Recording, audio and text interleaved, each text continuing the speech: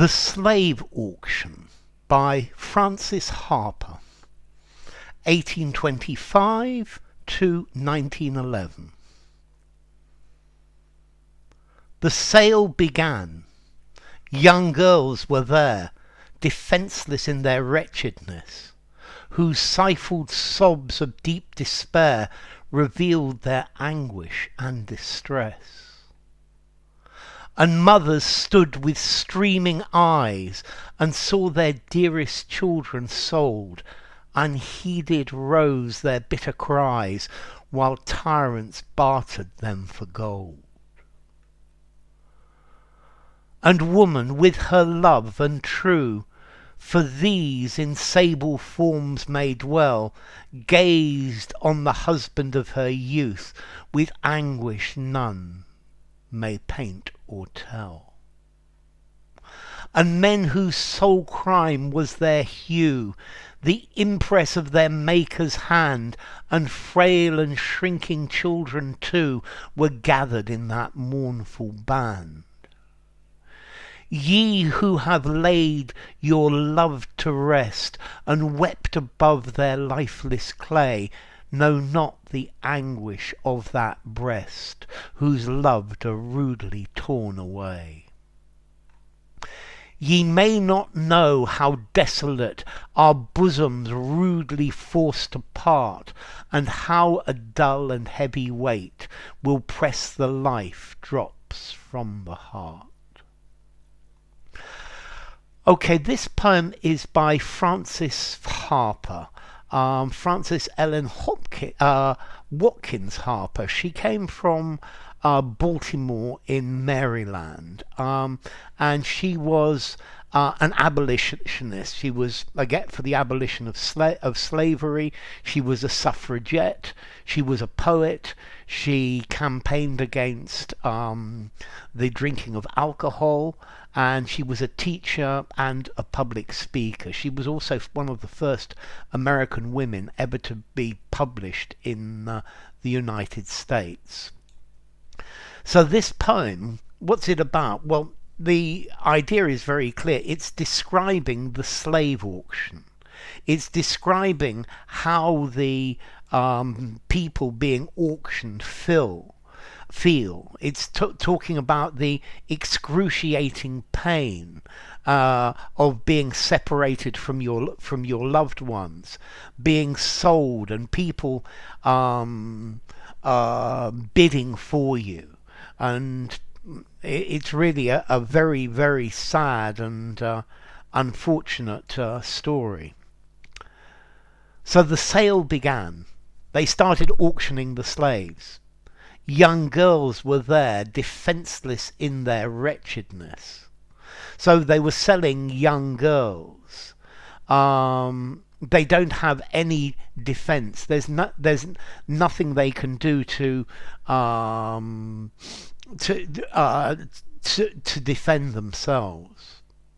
Whose stifled sobs of deep despair revealed their anguish and distress. So they sobbed, but to stifle is to keep back. Yeah, so their stifled sobs, they weren't sobbing, they weren't crying openly, but they were crying quietly to themselves in despair. And these sobs revealed their pain and their distress at being sold. Yeah, they weren't even allowed to cry in full voice. And mothers stood with streaming eyes and saw their dearest children sold. So now there are mothers, and they're watching their children being sold, and they're crying helplessly. Yeah, their eyes are streaming with tears, and there's nothing they can do. Yeah, they are just a flow of tears. Unheeded rose their bitter cries, while tyrants bartered them for gold. So these mothers crying for their children being sold, but nobody listens to them. They are unheeded.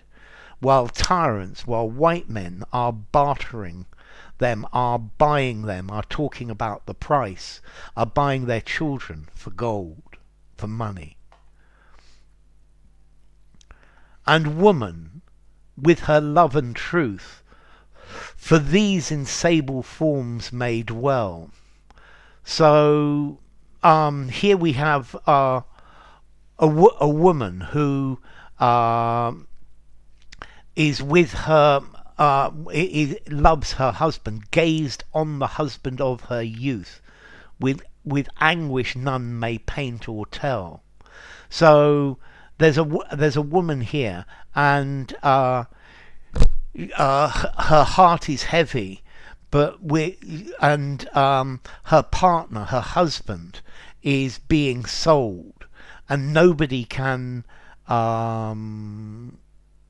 understand the terrible pain that she is suffering.